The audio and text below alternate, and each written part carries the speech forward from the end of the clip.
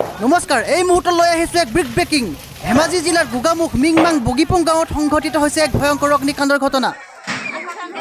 গোগামুখৰ মিংমাঙৰ বগীপুং গাঁৱৰ হাজৰিকা পাৱৈৰ ঘৰত সংঘটিত হৈছে এই অগ্নিকাণ্ডৰ ঘটনা। ঘৰত কোনো মানুহ নথকাৰ অৱস্থাত সংঘটিত হৈছে এই অগ্নিকাণ্ডৰ ঘটনা। ঘৰৰ বিদ্যুৎ সংযোগ বিসংগতিৰ ফলত সংঘটিত হৈছে এই অগ্নিকাণ্ডৰ ঘটনা।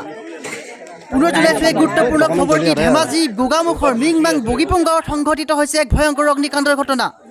মিংমাং বগীপুং গাঁৱৰ হাজৰিকা পাৱৈৰ ঘৰত সংঘটিত হৈছে এই অগ্নিকাণ্ডৰ ঘটনা।